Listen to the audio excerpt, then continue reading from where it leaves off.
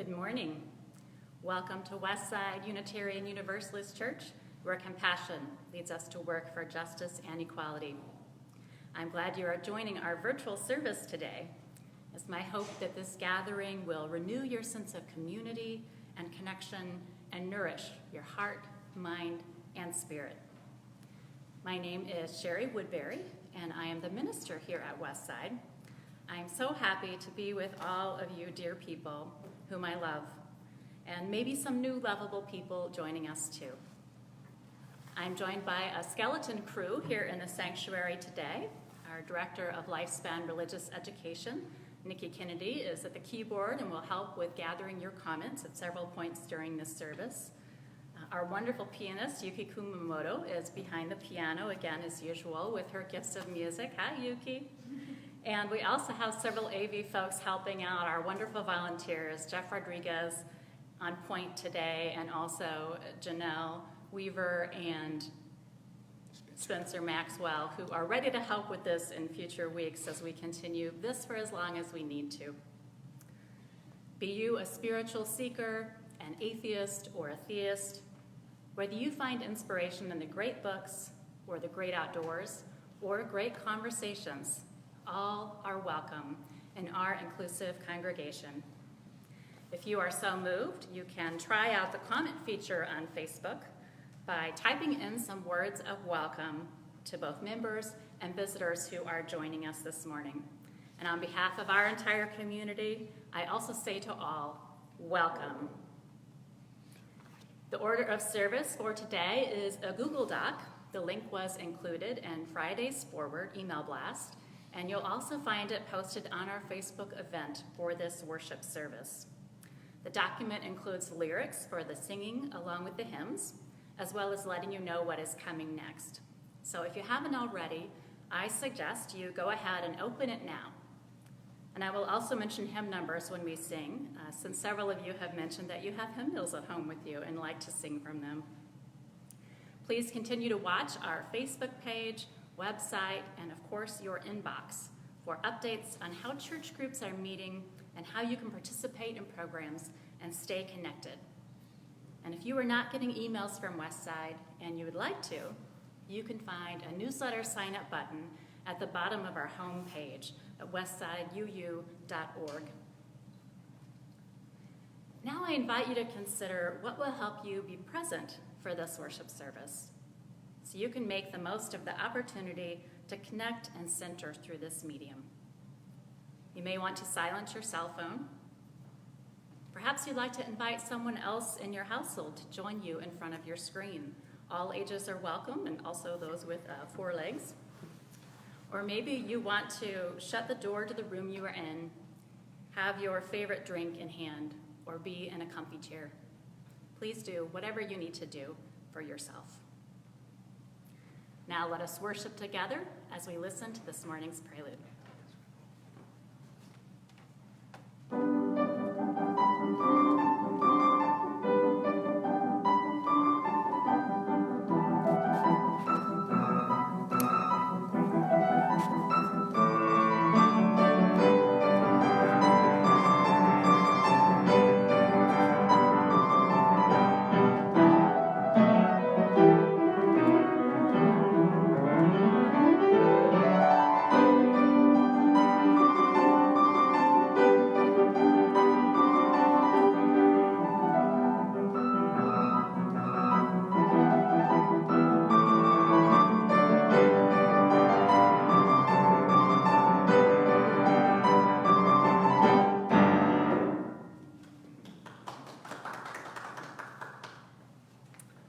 Wonderful to hear, Yuki, as always.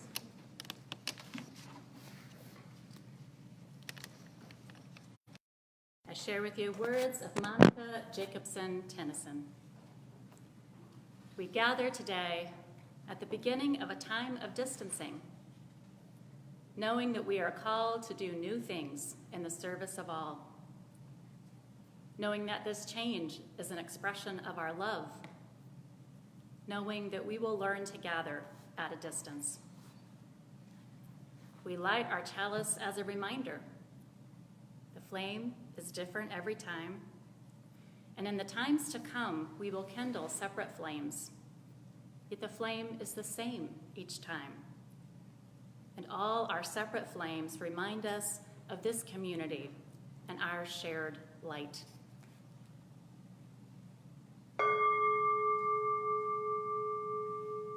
If you have a chalice where you are, I invite you to gather it, and your matches are lighter so we can all light together. And at this time, I invite Janelle Weaver to pop up and light our Westside chalice. The flaming chalice is a symbol of both the heritage of our past and the light of hope within this church today. And as you may know, the beautiful carved wooden chalice in Westside Sanctuary survived a fire in a previous location. And so it is a reminder of the resilience and strength of this congregation that we carry into this day.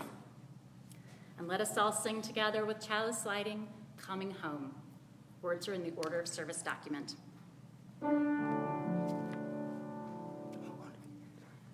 I return to myself, here where I belong. I am coming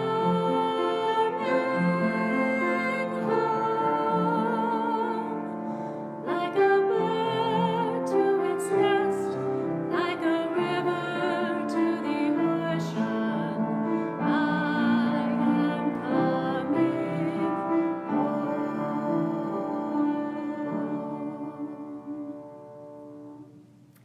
I love imagining you all singing that in your living rooms or wherever you may be. From your home, I invite you to sit tall or stand and join me in reciting the affirmation, which you will also find in the Google Doc if you need it. Love is the doctrine of this church. The quest of truth is its sacrament, and service is its prayer. To dwell together in peace, to seek knowledge and freedom, to serve others in community, to the end that all souls shall grow into harmony with creation. Thus do we covenant with one another. Our opening hymn is number 361, Enter, Rejoice, and Come In, and words are in the Google Doc. Feel free to clap if you want.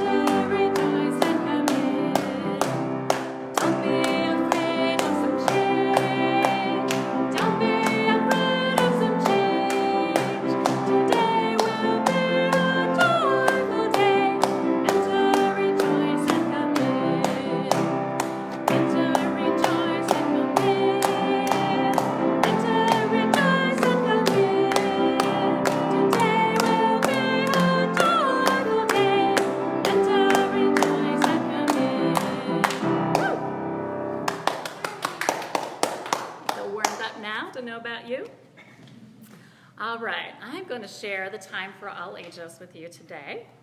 So I want to make sure any children and youth who are home where this is streaming are gathered around. This is a good kind of screen time, live streamed worship. And we love having family worship with all ages. So today I want to talk with you about going for walks outside. And this is inspired by my colleague Gary Kowalski and his Time for All Ages called Faith is Like a Walking Stick.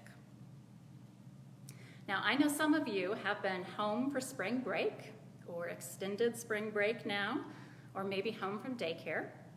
And during that time, some of you have been going on walks with your parents or caregivers, maybe more than usual. I bet some of the grown-ups who are not caring for children have also been strolling or rolling outside more than usual, It's one of the places we can still go now. If that's true for you, I invite you or a grown-up with you to type in a comment on our Facebook event where you've been walking. And grown-ups who are not caring for children are also welcome to give us a shout out about that.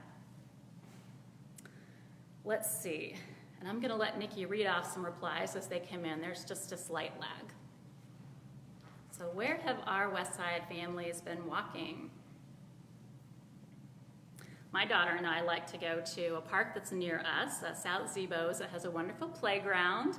And they also have a hanging bridge over a creek that's pretty high up that we like to walk over. You can find a trail down to the creek and find little fossils in it sometimes and just throw stones across the creek. And her favorite part is we can also walk through the back of the park across to a stable that's back there and go and visit the horses and talk to the horses and love on the horses and try to make some connection with them in the way that you can with animals. And are we hearing from any of our families about where they're walking? So Barbara loves to go walking in Fairmount. I think that's Barbara and... Our friends in Hawaii love to go walking with their dog. Diane Austin likes to walk in her neighborhood. Melissa likes to walk around the apartment complex and a trail behind it.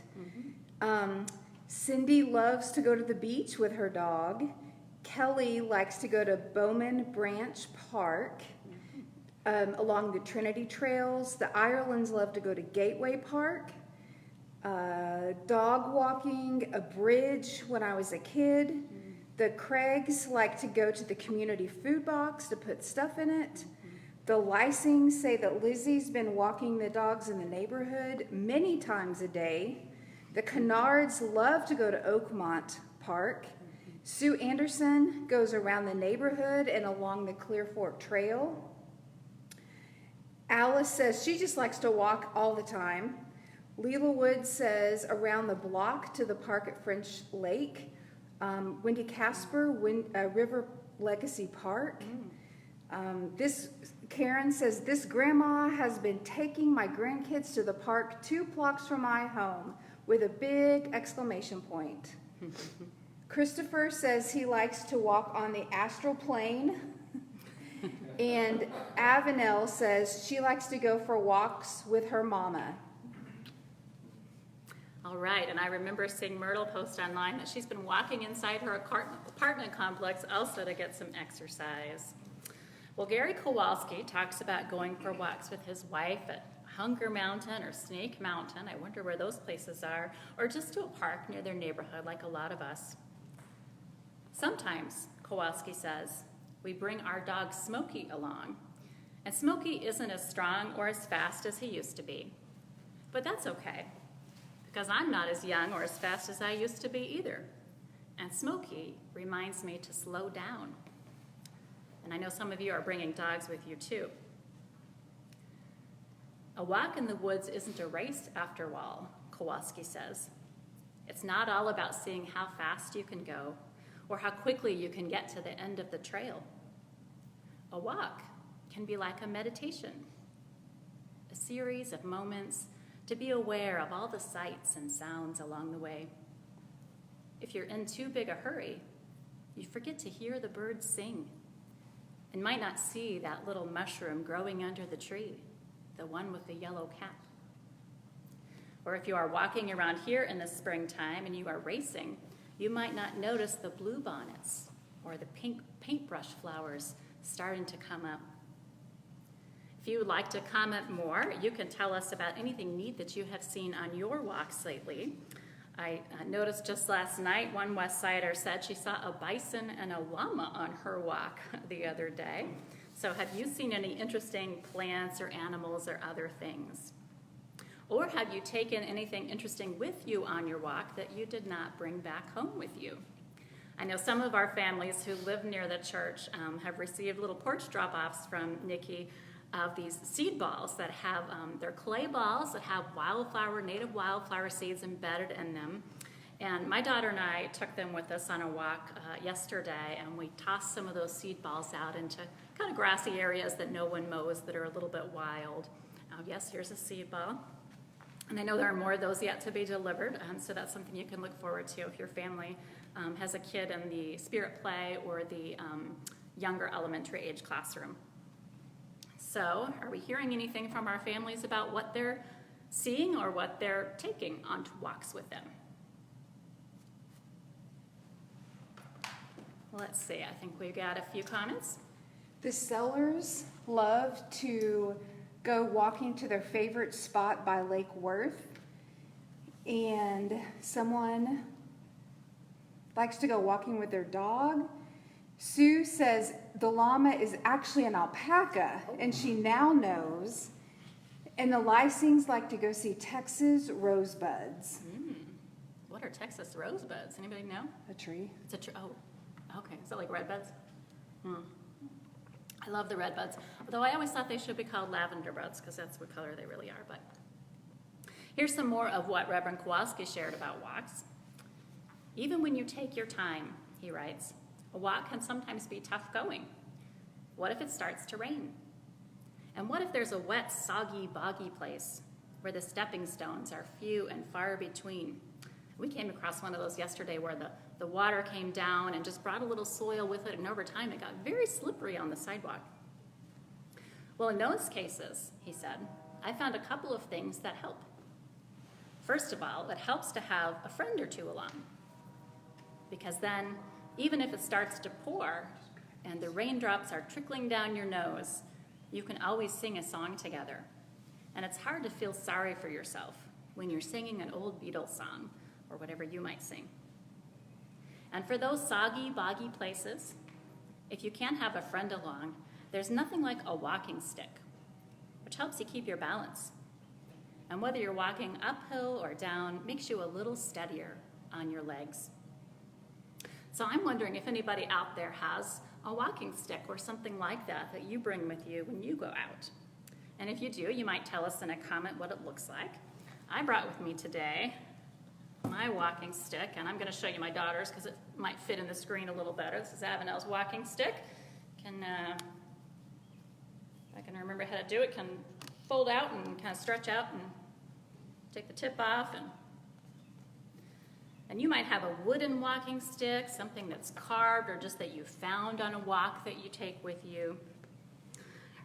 Her dad has one too, and I think that's one of the times when he knew my family had really embraced him was when they gave him a walking stick as a Christmas present. Well, Kowalski says, walking sticks make me think about our faith, Unitarian Universalism, which is a little different from other religions. Because for us, life is like a long walk or a journey. It starts when we're little children, just learning about our world, and then grows as we grow. With each step, we're always gathering more information and gaining more experiences, finding out about ourselves. And as we explore, our beliefs may change. The things we imagine might be true when we're 6 years old might be different from the dreams that we have when we're 60. And none of us is just certain where or how the trail ends, or what we'll find when we finally reach the mountaintop. But we know that other people have gone this way before, and that gives us hope and courage to continue on the adventure. Now, just like on a long trail, he continues, life sometimes gets a little tough and can even be scary. And that's why it helps to have friends and a spiritual community like this one. And at times we start to lose our balance and begin to fall down. And that's when it's handy to have a walking stick along. Unitarian Universalism, our religion, is like a walking stick, Kowalski says. It's not a religion that solves all our problems. It's not a religion that can magically lift us out of the muddy places. It's not a religion that spares us the necessity to dig deep and struggle when there's a big boulder we have to climb or other challenges that come along. But it is a religion that can help us keep our equilibrium, that can help us keep our feet or wheels on the ground, which reminds us when the going gets hard that each of us is strong. Each of us is resilient. Each of us is capable, however we identify our gender, our ethnicity, our race, whether we're big or little. And Unitarian Universalism is a faith that encourages each one of us to find and make our own beliefs. Not a one-size-fits-all religion, but one we constantly tool and retool as we go. So I hope that as we continue this time, when maybe you are home more than usual, maybe you are going on walks more than usual, maybe we can't come physically to the church for a while, you'll find this community of Westside and this tradition of Unitarian Universalism is there to support you. Kind of like how a hiking stick can support you out on the trail. Well, that is the end of our Time for All Ages today. If you'd like to share anything more in the comments about how you are staying connected with our Westside community and our UU faith, please do, and I know others will enjoy reading your comments. And kids, please join us for our session at 11:30 through Zoom also, which Nikki has shared that information with your parents. All right, will you all sing with me? Our children's song is number 16, "'Tis a Gift to Be Simple."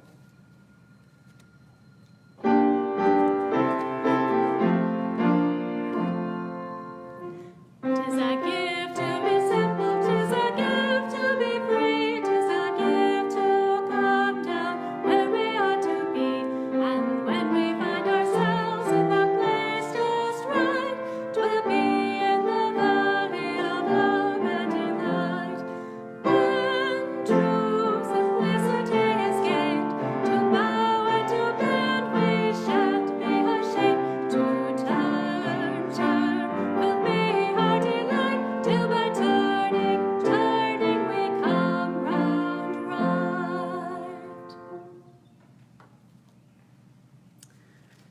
All right. We're going to do joys and concerns now. I've got one that I received by email, and you can also post them in the comments right now if you have a joy or concern you would like to have shared with all today. Just remember that because we are live streaming, joys and concerns shared today could be heard or read by anyone, anywhere. So this one was submitted on behalf of John Fisher, and it says, "Little bit was dumped on him pill. He was blind, had a tumor, walked with a limp, not neutered, teeth rotted. Vet thought he was around 15 years old and would not tolerate surgery. He was crying and stuck at the neighbor's gate because he could not see. The street was only a couple feet away. John picked him up and cuddled, and it was love at first cuddle. He quit crying and snuggled close. This was September 19th, 2019, and he crossed the Rainbow Bridge March 19, 2020. Little bit did. John had been sleeping on the floor with him because he was concerned that he would break his leg if he jumped off the bed. So peace to Little Bit and to John, and our deepest empathy to you, John, to lose your little friend and to lose him at this time. So we are all thinking of you. Do we have other joys and concerns that we've gotten in the comments? Sue Anderson shares that she is super thankful that her covenant group still met via Zoom and that meditation is going to continue online as well. Julie Cecil, as a chaplain, says that she asks us to please keep the hospital staff, patients, and their families all in our hearts and in our thoughts. A joy is Jenny Lee is quarantined with her toddlers, and she will miss them when she goes back to work. Leela says she's joyed for all the leadership in our community and concerned for the stress included in child abuse. Cindy says, John Fisher, she was such a special joy. Liz Campbell says, yes, definitely rest in peace, Little Bit. And also continuing to think about you, John. Jenny Lee says her concern is people that have been laid off because of COVID. Concern for hospital staff, all healthcare workers, and any capacity and grocery store workers. Continued RIP for Little Bit and comfort to you, John. Melissa says, a joy is her contract work has been extended a month. Yay. And some of our kids have said they are super thankful for sticks and for mud. Yay for sticks and mud. And Jeff said I could also share the joy that his brother-in-law in Dallas had COVID-19 and was being treated and has been released and is now healed from that and moving on. So it's wonderful to know that he's okay and to let us know that that happens for people too.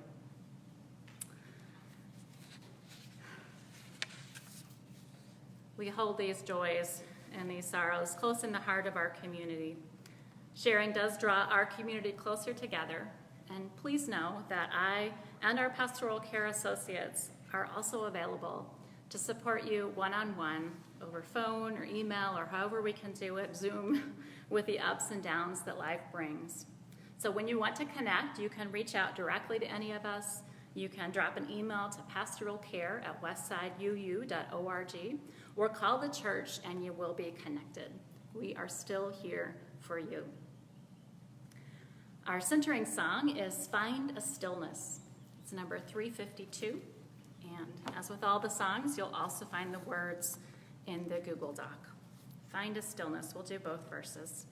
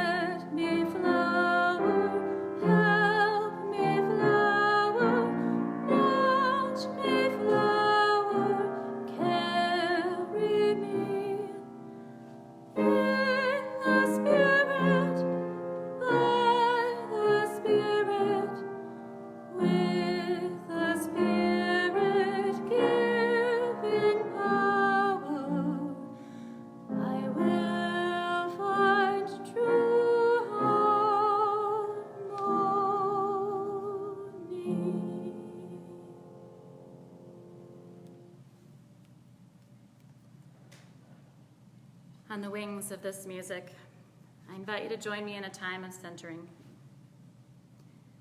Each week here at Westside, we open our hearts to those in our community who know both joys and challenges, and to all suffering beings. I will offer a pastoral introduction before we move into a time for silent introspection. You may wish to position yourself comfortably where you're seated. Let your eyes rest. Notice if there are any tight places in your body, maybe in the tops of your shoulders and your neck, maybe in the small of your back, maybe in your belly. And as you notice any places that are tight, you can just release them.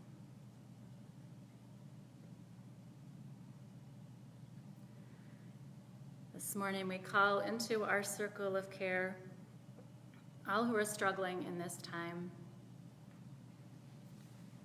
adjusting to new routines or continuing on with old ones, but in new circumstances.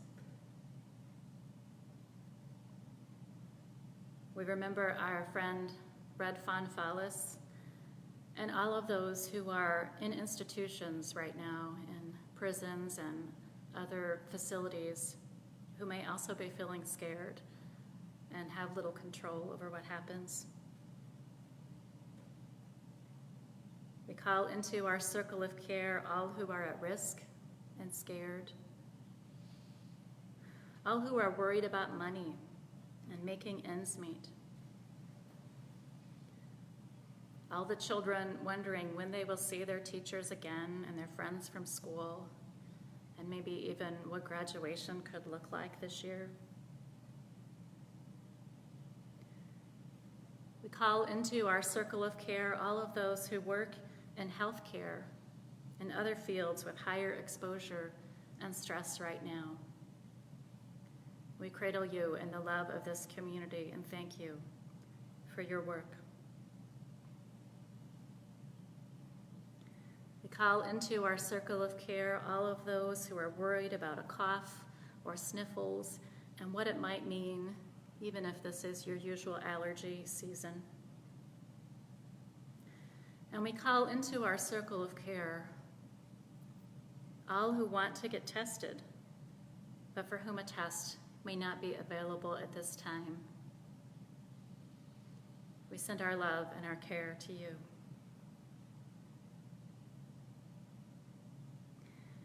And we call into our circle of care also those who were already struggling with grieving a lost loved one, and for whom it is now even stranger to think about a celebration of life service, or when they will be able to connect with other family and friends from afar to celebrate the life.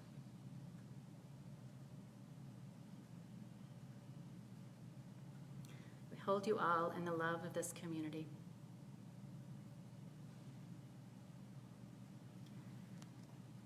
I share with you these Beatitudes from my colleague Lee Pazula.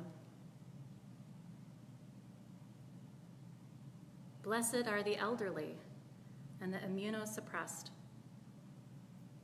Blessed are the fearful, the anxious, and irritable. Blessed are the ones who use humor to get by, the ones who could use a vacation anyway, the ones who fear for their life. Blessed are the ones who are sick of it, all the flawed logic, the security theater. Blessed are the ones who cry out, "This is why we need a safety net, a kinder society, a new world." Blessed are the healthcare workers, the administrators catching heat for every decision, the messengers with no power over the message. Blessed are the sad and the lonely. Blessed are the healthy and the sick, the well and the unwell. Blessed are all of us just trying to do our best. Blessed are those who stay kind and clear, who keep our eyes open to each other. Blessed is our neighbor. Blessed are we all. Blessed are we all. Blessed are we all.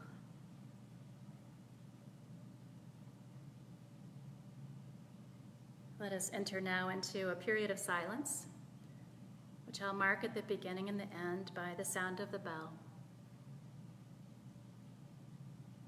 During the silence, you may wish to meditate, pray, or silently send out your blessings and your love to all who could use some kindness. Our meditation of shared compassion.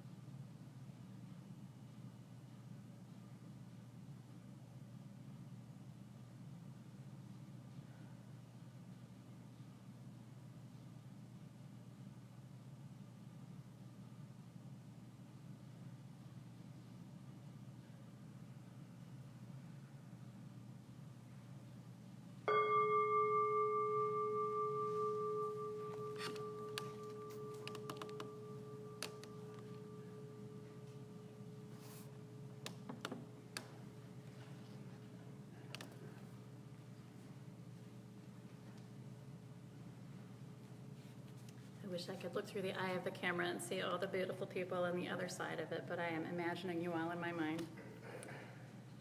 In the spirit of generosity, we reach out to the wider community. Today, as always, we do that by donating 100% of our weekly offering to one of our partners in the community. This month, it's South Central Alliance of Churches. You can contribute online today to continue this congregation's practice of generosity in our community and solidarity with those most in need. Just go to westsideu.org, click on Giving at the top right of the screen, and then you'll see it write a Donate Online button, which you can click.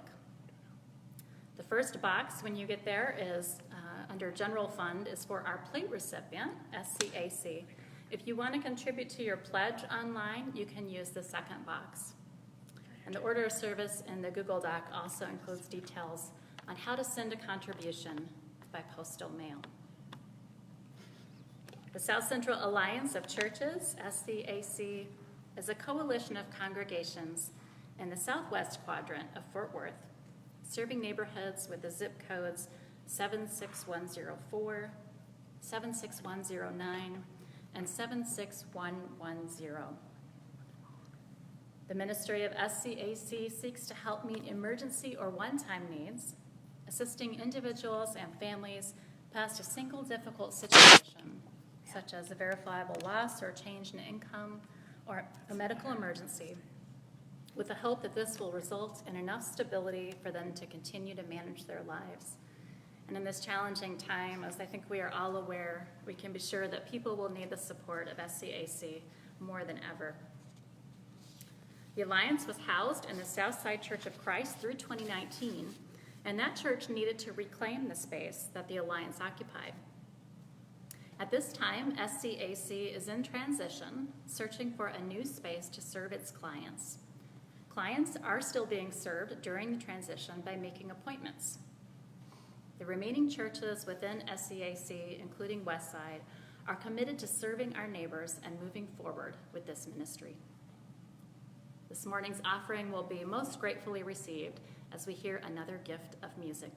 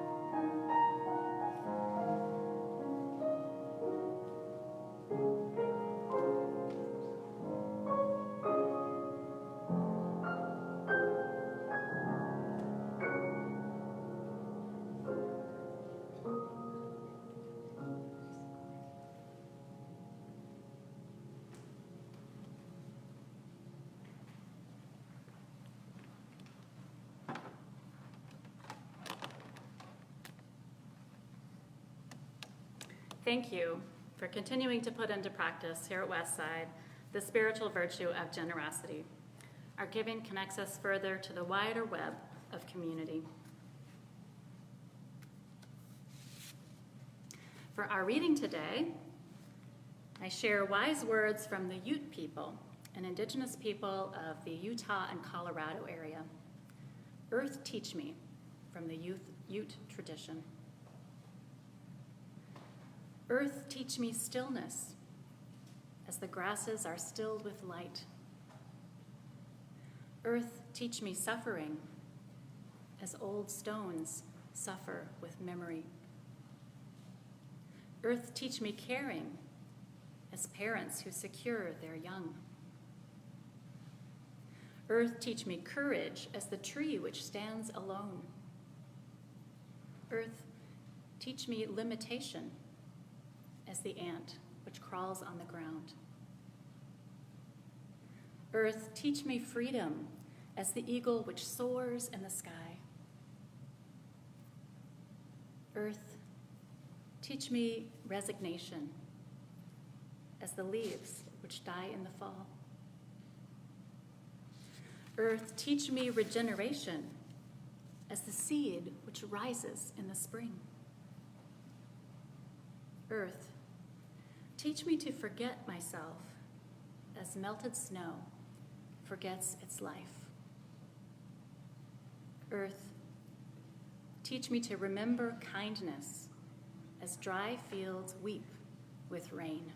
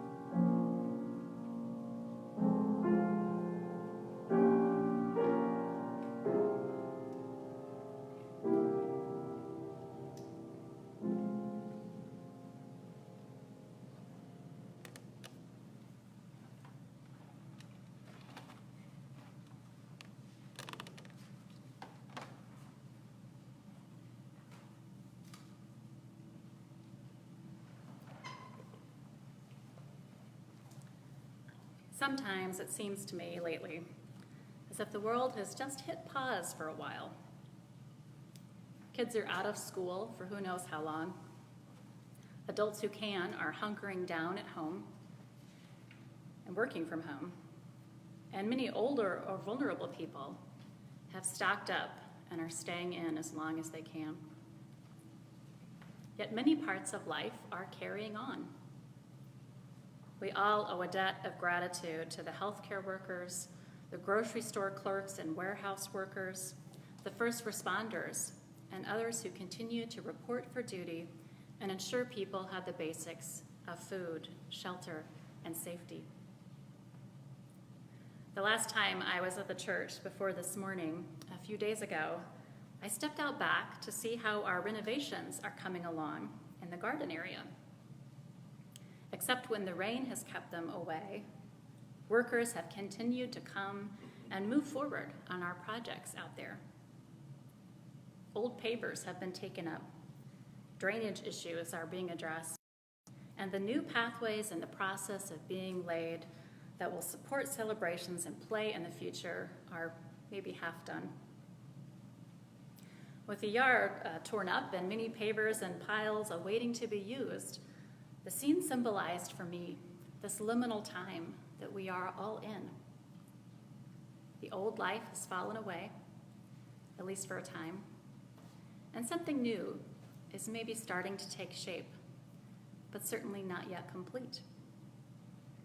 We are in between. And as I've heard in phone conversations and Zoom calls and social media posts from people in our congregation this past week, many are feeling the ground shift beneath us.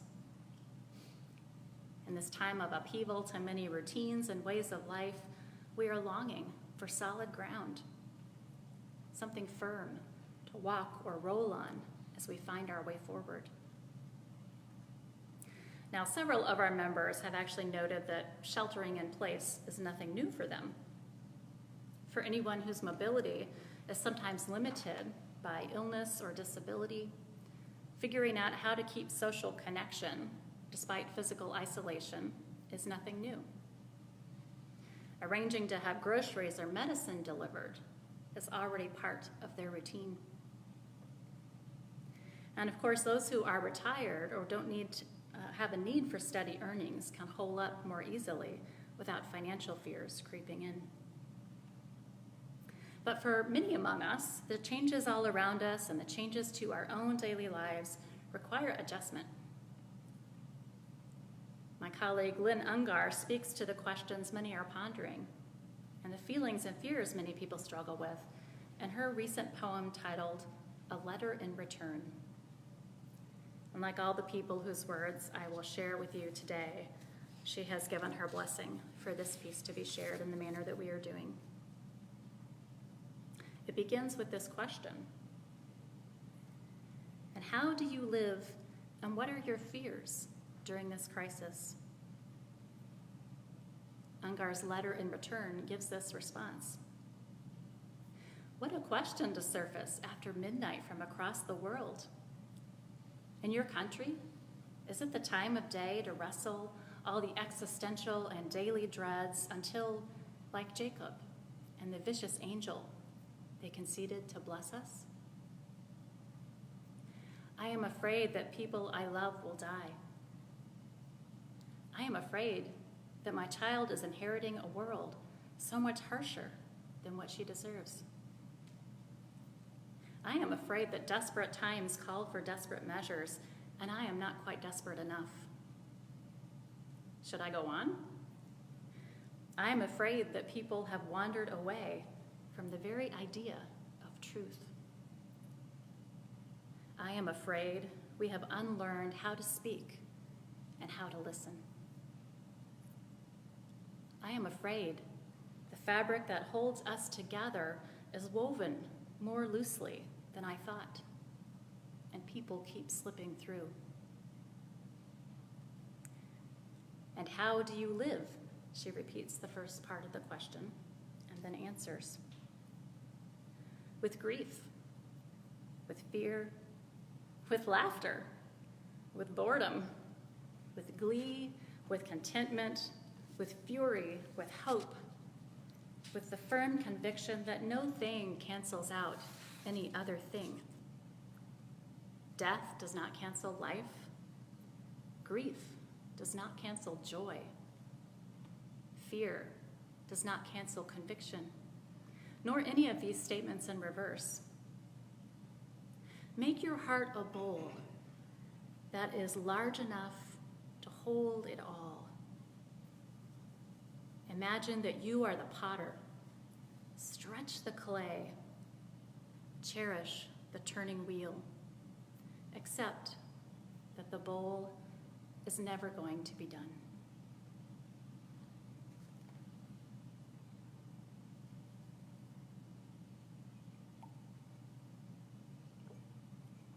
And so we do. We try to stretch our hearts to hold it all. Try to accept that this stretching is never going to be done. I posted on social media recently, inviting people to share what new routines and reliable touch points you are creating for yourselves. In this time of the ground shifting beneath us, I asked, in what ways are you finding solid ground? A number of Westsiders and others shared positive things that are happening. Anita mentioned no more fear of missing out or FOMO, since nothing is going on. No calendar conflicts or overextension. Reed has learned how to chat with her adult kids over video calls, and with the kids housebound, she is getting to talk with them more than she has in ages. Jay and others have posted about going on a cleaning frenzy. Amazing how many tubes of dried up paint I have found and disposed, Jay writes. Debbie wrote with surprise, for some crazy reason, I am making my bed every day. Myrtle and Karen both wrote of enjoying making home-cooked meals, as did the Petty Finn clan. And Amanda H., in the midst of moving, has made the life-changing discovery that you can get toilet paper in all sorts of colors if you're not too picky about white. She's got lime green, but fuchsia, black, yellow, purple, and orange are also available. So there can be some real upsides to this time. Still, as many of us deal with disruptions in our old routines, and those who continue going into work may face a higher stress work environment than usual, there are real stresses too. This is not a normal time, that we are living in.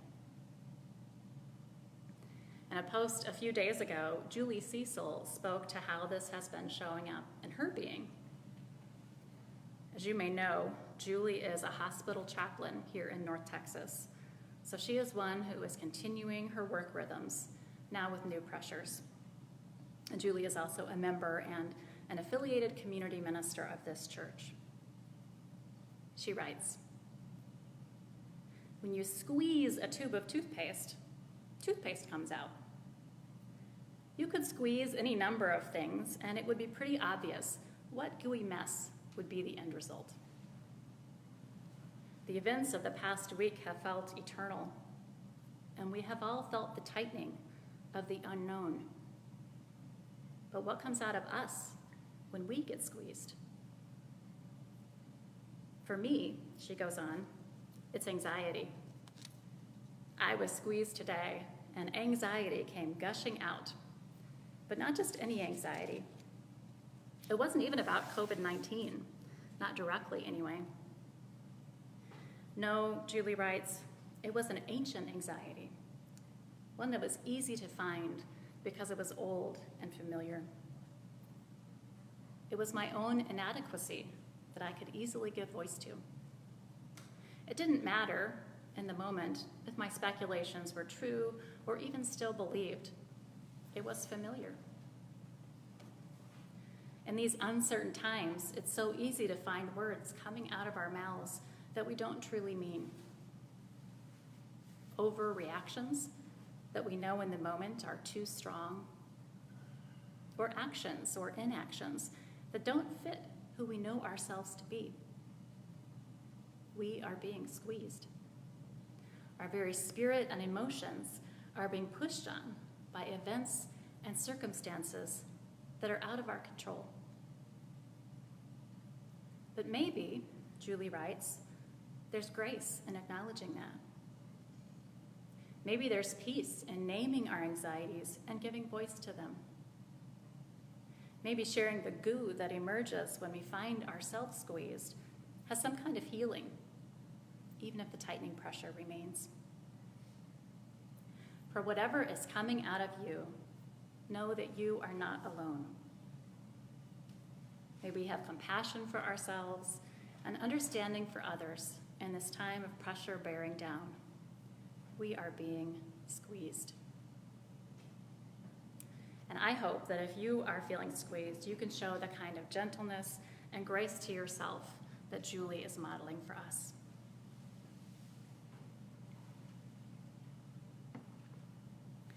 Several Westsiders told me that nature and animals provide solace, hope, joy, and even normalcy to this time. Stephanie observes, "None of the animals realize or care that the human world is off kilter. They still expect their dinner on time." And Glenda was one of several to note the beauty of spring. "The signs of spring ground me," she says. "In this time of year that is my favorite, mine too, Glenda, the daffodils and tulips and hyacinths that we planted in the fall have lifted my spirits as they bloom. And I find joy and renewing hope in the trees as they turn green." Some Westsiders mentioned creating new routines or adapting old ones to support them during this unprecedented time. Debbie calls a friend or relative every day for a good talk.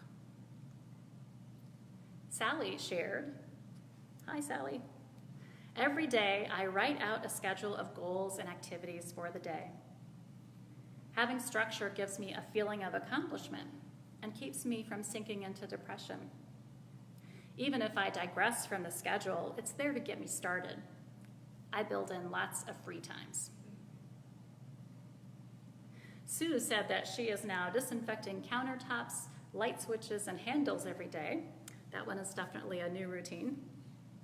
And she goes for a walk in the neighborhood before dinner and binge watches Netflix at night. This time is really good for Netflix, isn't it? Cindy confessed to stocking up on favorite snacks. I remember mention of Brahms ice cream sandwiches and snacking more often than usual. I've had echoing in my ears lately a favorite reading that ends, "You are not alone." And this gives it a new meaning. You are not alone, Cindy, with comfort eating. I think we can all be sure of that. On the flip side, a bunch of church members mentioned finding ways to continue their workouts, even with the gyms closed. Andrea wrote, "We are continuing our daily workouts, including Zoom meetings, to work out with other members of our gym." Debbie is also trying to do a workout at home each day, using some of the 30-minute workouts her gym has posted. Karen is walking in the neighborhood, as well as reading, playing with the dogs, and playing my piano for at least an hour every day.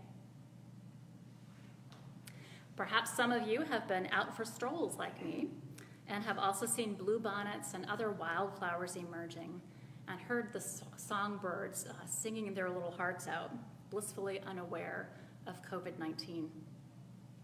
The pageant of the seasons is a delightful routine to hold on to. I, for one, will continue to turn to the earth as much as I can to teach me, as the Ute people know the earth can, about the stillness of grasses stilled with the light and the courage of a tree which stands alone. To impart the feeling of freedom when you see a great bird soar in the sky. And to teach me regeneration as the seed which rises in the spring.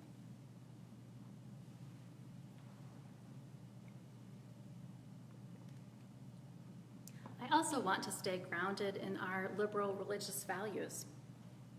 Some of us who are vulnerable health-wise or financially may need to focus on putting on our own oxygen mask first and may not be able to do a whole lot about social justice right now.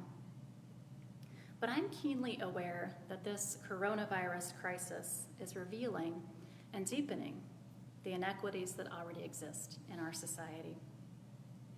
And I want to do what I can to help others who are in need right now and to keep working on those root causes of injustice. So several emails from the Texas UU Justice Ministry that came out this week caught my eye. Westside is a member of that statewide justice network, and I have great appreciation for my colleague Chuck Freeman, who leads the organization. I know many of you also appreciate Reverend Freeman from when he has spoken here at Westside.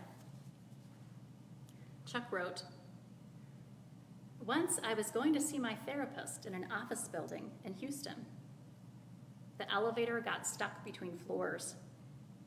I spent 2 hours alone in complete darkness. At first I was upset, but after a while I chose to use this as a time for spiritual reflection. On a much grander scale, this is what we now face individually and globally.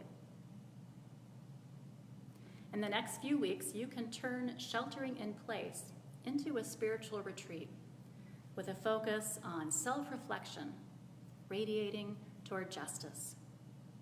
And clearly here, Chuck is speaking to those who have extra free time and not those who are still working or watching small children at home. He shares a number of suggestions, which I want to offer to you in brief.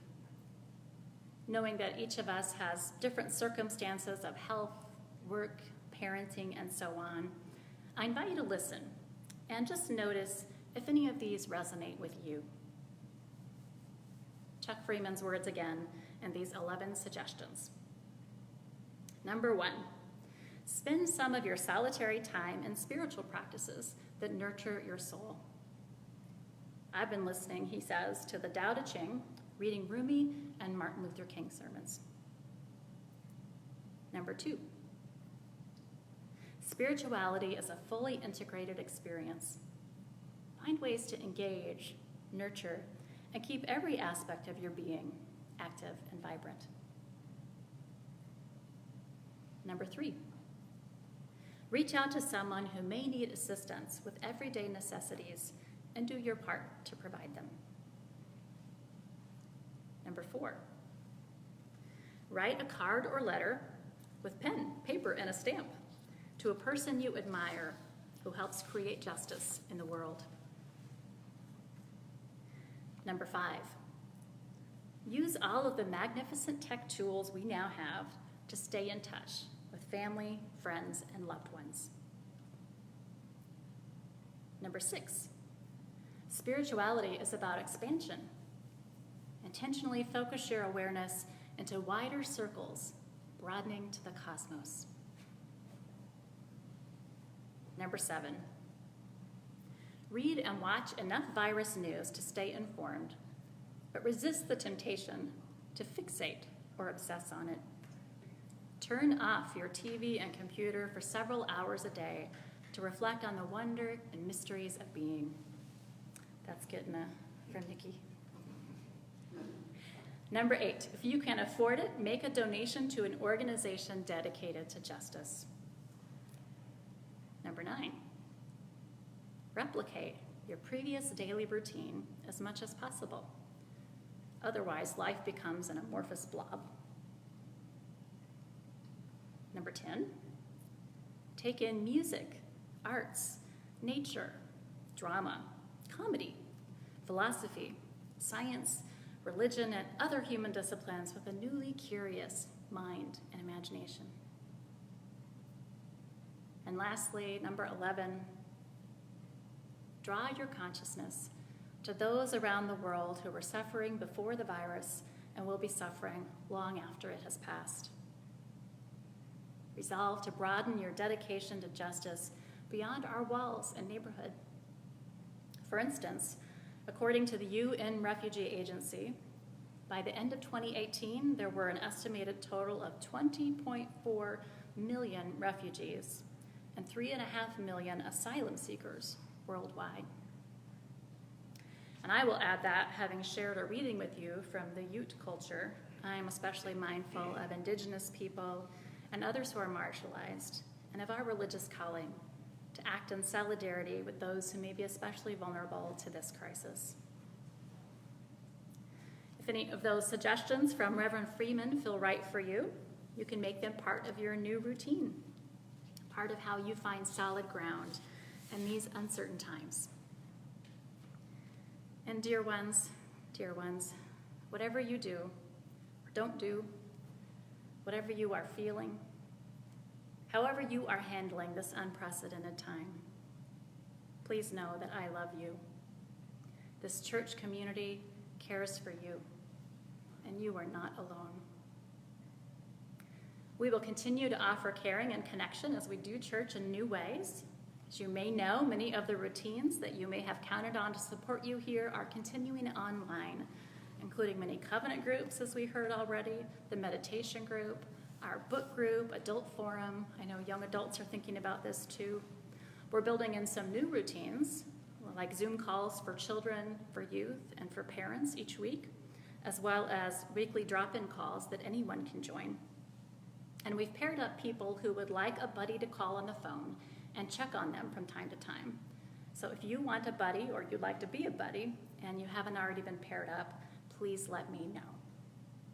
At the end of the Google Doc with today's order of service, you can find details about how to stay in the loop with church communications so you can stay connected and access support. In these unusual times, let us continue to find connection and care within our church community, a source of solid ground. Let us continue to extend our love and care to the world beyond our walls, so life is more solid for others too. And may each one of us find moments of stillness and peace. May it be so. Amen. I invite you to stand or sit tall if you're so moved and join in singing our closing hymn, number 83 in the Gray Hymnal, Winds Be Still.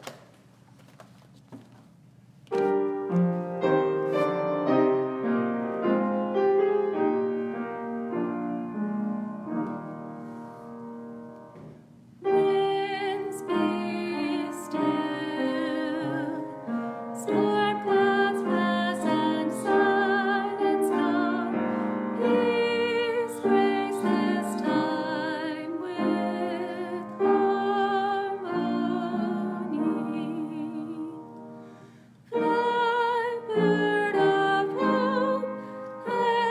Shine, light of love, and in calm let of tranquility.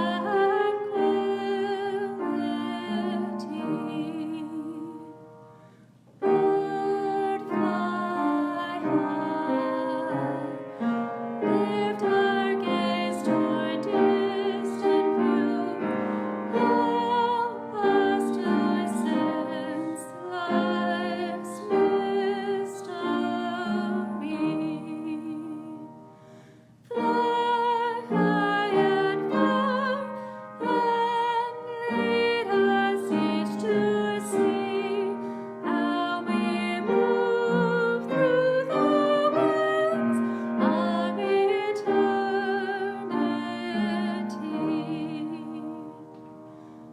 Light shining, illuminate our inward view. Help us to see with clarity.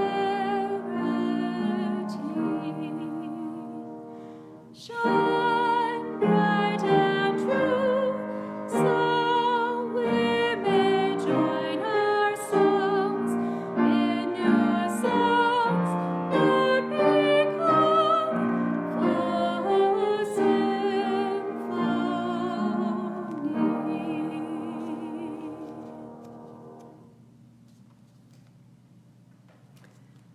Words of Wayne B. Arneson. Take courage, friends. The way is often hard, the path is never clear, and the stakes are very high. Take courage, for deep down there is another truth. You are not alone.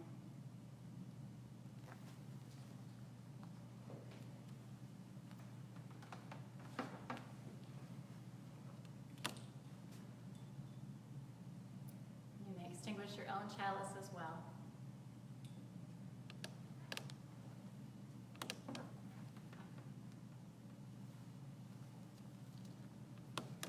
I invite you to say the congregational closing with me, and you'll find it in the Google Doc.